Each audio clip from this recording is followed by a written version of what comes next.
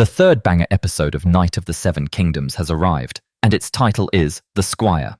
In this episode, the mystery of the Squire is finally solved. But not only that, many hidden secrets are also revealed. There are countless subtle details in this episode, and today we are going to discuss all of them. At the very beginning of the episode, Dunk is shown sleeping peacefully. Meanwhile, Egg is awake, silently staring at Dunk. If we remember the context of the previous episode, after seeing the tower, Egg is worried about how he will be able to help Dunk. And look at the contrast here. Dunk is sleeping without a single worry. Egg, as usual, is using his brain. He is constantly trying to figure things out, just as he always does. There is a very small but clever detail here. Egg makes a sound with his lips. If you didn't notice, that sound is actually of Thunderhorse. The edit is done so smoothly that it feels like Egg himself made that sound. The first time I watched it, even I was confused and thought that Egg was a very good voice actor. When Egg takes Dunk's horse into the woods so that he can train, there are some very subtle details here. Egg says a line that appears on the screen. He says, "My father told me." Now, the important thing here is that Egg is hiding from everyone that he is a Targaryen, even from Dunk. Here, while talking to the horse, he casually mentions what his father used to say. But later in the episode, when Dunk asks him whether he knew his father, Egg clearly lies and refuses. If someone has not read the books and is only paying attention to the show, even they would understand how much Egg lies just to hide his identity from Dunk. In the woods, Egg commands thunder, but the horse does not cooperate. Frustrated, Egg says, "A horse doesn't want to be ordered any more than a man does." On the surface, this line is about the horse, but on a deeper level, it is actually about Egg himself. His father, Prince Maekar, is strict and very dominating. He gives orders and does not understand emotions. Egg sees himself in the horse, stubborn, resistant, and struggling against authority. Suddenly, Sir Robin Riesling arrives, wearing an eye patch. He looks almost ghostly. He accuses Egg of theft. There is real tension here because medieval justice is extremely brutal. If a commoner is caught with a knight's property, he would most likely be hanged. But Egg does not panic. Instead, he uses his wit. When Riesling mocks his height, Egg replies, "I serve Sir Duncan the Tall. He is large enough for the both of us." This line is not defensive. It is a clever deflection. Egg hides his identity and turns his small stature into a weapon. A visual detail is worth noticing here. Riesling's sigil is visible on his armor, a door of oak surrounded by steel on a black field. This is his heraldry. It is barely mentioned in the books, but the show canonizes it. This attention to detail shows that the creators are taking even minor houses seriously. There is a very intimate scene where Dunk teaches Egg how to put patches on his tunic. Both of them sit together, working quietly. This is a very feminine scene in this setting because people who are not privileged, those who are not Targaryens or from rich families, know how to do these things themselves. Egg does not know this because his upbringing was very different. But here, there is no choice. Both Dunk and Egg are outsiders, and there is no one here who will help them. After this, Egg sings a song or recites a poem. The lyrics clearly point toward the Battle of the Redgrass Field from the Blackfire Rebellion. The battlefield earned its name because when 10,000 soldiers were killed on green grass, it turned red. Egg does not spoil the Blackfire Rebellion directly, but he drops multiple hints. He mentions the anvil and the hammer, two brothers whose true story is a spoiler for another time. Then Dunk vomits. Yes, the hero vomits out of nervousness. In high fantasy, you rarely see this.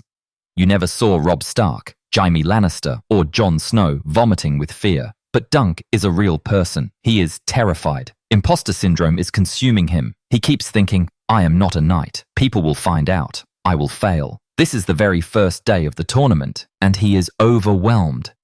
Egg consoles Dunk with a technical rule. He explains that the right of the first challenge belongs to highborn knights, so Dunk is safe for now. This moment reverses the power dynamic. The Squire teaches the knight. Egg's knowledge of chivalry is encyclopedic because he is literally a prince. He recognized Sir Riesling instantly. Dunk, despite being Sir Duncan, is completely unaware of the rules. Another dialogue here is pure gold, taken directly from the source material. Egg casually asks, "Is it odd that I have black hair growing out of my stones?" Dunk replies, "It's odd that you're telling me." This line establishes brotherhood, reminds us that Egg is still a child, and also reveals another lie. Egg does not have black hair, he has white hair. Later, when Dunk and Egg go to the market to buy eggs, a horse with its neck cut is shown in the frame. This may be subtle foreshadowing of the moment when Aerion later kills his opponent's horse.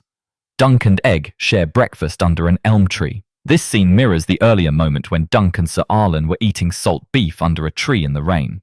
Now the weather is pleasant and the food is better, but the comfort comes at a cost. If Dunk loses, Arlen's legacy, the horses and this fragile stability, will be gone.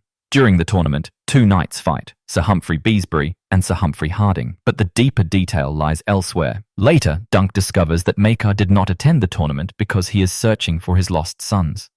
Even here, we can see Maekar's seat is empty. Ashford, Gwyn and Baelor are present, but Maekar is not.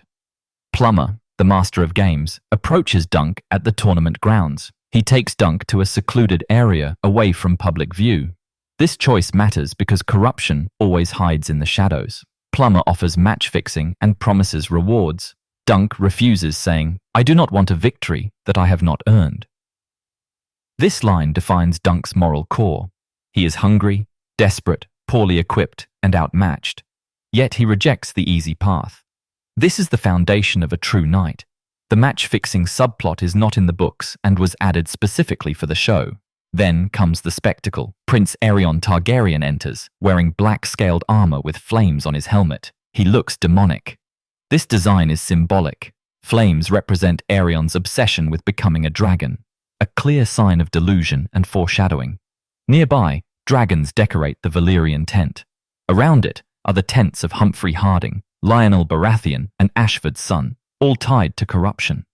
When Aerion faces Humphrey Harding, Egg shouts, "Kill him! Kill him!" Dunk is shocked. Egg is cheering for the death of his own elder brother, a moment that grows darker by the episode's end. Aerion plays dirty and kills Humphrey's horse. Dunk cannot watch. He loves horses and treats them like people. Egg watches silently, showing that he has seen cruelty before. Targaryens grow up either witnessing cruelty or learning it. Later, Dunk and Egg wander the fairgrounds and meet a woods witch fortune teller. She tells Dunk, "You shall be richer than a Lannister." Dunk laughs because his purse is empty. But the line carries foreshadowing and confirms that even in this era, Lannister wealth is already the gold standard. The fortune teller then looks at Egg and says, "You shall be king and die in hot fire. Worms shall feed on your ashes, and all who know you shall rejoice in your dying." This prophecy is best left unexplored to avoid spoilers. Dunk later meets Raymond Fossaway, who speaks harshly about the Targaryens, calling them incestuous aliens and blood magicians. Though xenophobic, his words reveal a political truth. Many lords still see the Targaryens as foreign conquerors, not rightful rulers. Raymond casually mentions that useless third sons are sent to the Citadel, a reference fans will recognize. The conversation ends just before he can mention the fourth son, who interrupts him. Raymond also explains that Aerion behaves honorably only when his father is watching.